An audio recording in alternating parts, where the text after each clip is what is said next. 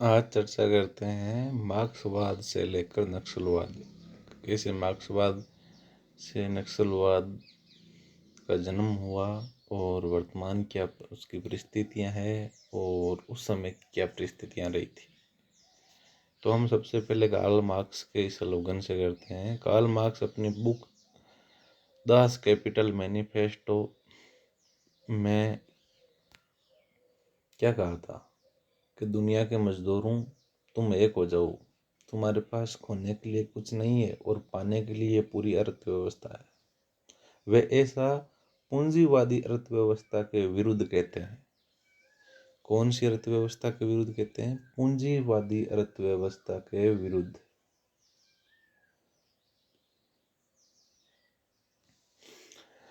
पूंजीवादी अर्थव्यवस्था प्रोटेस्ट धर्म से संबंधित है और प्रोटेस्ट धर्म ये कहता है यदि आप 1 रुपये बचाते हो तो आप 1 रुपये कमाते हो। और प्रोटेस्ट धर्म मुख्यतः यूरोपीय देशों में था। तो पूंजीवाद अर्थव्यवस्था की शुरुआत कहाँ से होगी? पूंजीवादी यूरोपीय देशों से। ठीक है। पूंजीवादी अर्थव्यवस्था का अधिकतम उत्पादन के लिए होता है, न कि सेवा के लिए। कहने का मतलब ये है कि पूंजीवादी अर्थव्यवस्था होती है जिसका मोटो होता है कि अधिकतम उत्पादन करना है। उनको सेवा से कोई मतलब नहीं है, चैरिटी से कोई मतलब नहीं रहता। तो उनको अधिकतम लाभ कमाना है, तो अधिकतम लाभ कमाने के लिए अधिकतम उत्पादन करना पड़ेगा। अधिकतम उत्पादन करना पड़ेगा तो अधिकतम श्रमिकों की आवश्यकता होगी। यदि श्रमिक कम है तो उनका शोषण होगा। ठीक है। शोषण करके वो अधिकतम उत्पादन शुरू कर देते हैं। और फिर क्या हुआ, एक समय ऐसा आया कि मशीनों, भाप के इंजन के आविष्कार के बाद में मशीनों की शुरुआत हो गई, नई नई मशीनें आने लग गई। तो फिर पूंजीपतियों को मजदूरों की आवश्यकता नहीं रही। तो पूंजीपतियों ने क्या किया, मजदूरों को कारखानों से निकाल दिया। मजदूर बेचारा क्या करे, उसके आजीविका कोई साधन ही नहीं बचा। जो कमाने जाता तो कहाँ जाए। तो फिर उस समय मजदूरों के मन में पूंजीपतियों के प्रति अलगाव पैदा हो गया। ठीक है। तो अलगाव में व्यक्ति क्या करता है? अलगाव में व्यक्ति दो ही काम करता है, या तो वो खुद को समाप्त कर लेता है, सुसाइड कर लेता है, या जिसने अलगाव पैदा किया है, उस परिस्थिति में पैदा की, उसको समाप्त करता है। उसी समय कार्ल मार्क्स आते हैं और वो उस समय कहते हैं कि तुम्हारे पास खोने के लिए कुछ नहीं है, दुनिया के मजदूरों एक हो जाओ, पाने के लिए तुम्हारे पास ये पूरी अर्थव्यवस्था है।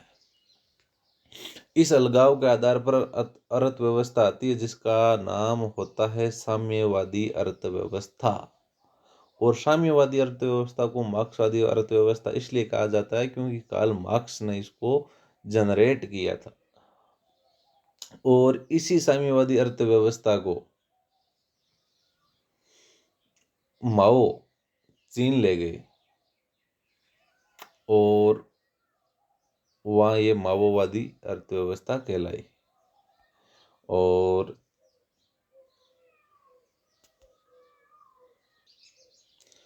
फिर लेनिन नाम के व्यक्ति हुए जो रूस में इसको फैलाया था। कौन सी अर्थव्यवस्था को? साम्यवादी अर्थव्यवस्था को। इस कारण वहाँ पर लेनिनवादी या साम्यवादी अर्थव्यवस्था कहा जाता है। फिर एक चीन के व्यक्ति थे माओ, जिन्होंने इस विचारधारा का प्रचार प्रसार चीन में खूब किया, इसलिए ये चीन में माओवादी अर्थव्यवस्था कहलाई। और चीन में माओ के विचारों को मानने वाले माओवादी कहलाते, इसलिए वो माओ के विचार थे तो वहाँ अर्थव्यवस्था माओवादी कहलाई।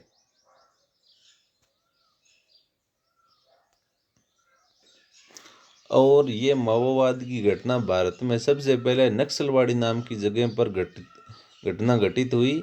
इस कारण इसको नक्सलवाद कहा जाता है। ये विचारधारा है जो माओवादी, नक्सलवादी या साम्यवादी अर्थव्यवस्था मान सकते हैं। जो साम्यवादी अर्थव्यवस्था बोलती है संसाधनों पर सभी का समान रूप से अधिकार है, कोई इसका ज़्यादा उपभोग नहीं कर सकता, कोई कम नहीं कर सकता, सबका बराबर का हक है, जो नागरिक है सबका। लेकिन वर्तमान परिप्रेक्ष्य में ये शुरुआत में तो जो नक्सलवाड़ी में नक्सलवाद का जन्म हुआ था वो शोषण के खिलाफ हुआ था, वहाँ के जमींदारों और मजदूरों के बीच में लेकिन वर्तमान में ये इनकी मांगें कुछ अलग हो गई, समय के साथ सब कुछ परिवर्तन हो गया, इनके नेता अलग हो गए और मतलब राजनीति के शिकार भी हुए हैं ये। इस प्रकार इनमें समय समय पर फोर्सेज और इनके झड़प भी होती रहती है और नुकसान बहुत होता है। इस प्रकार आज हम समझें कैसे साम्यवाद से नक्सलवाद का जन्म हुआ। ओके, बहुत बहुत धन्यवाद। Thank you.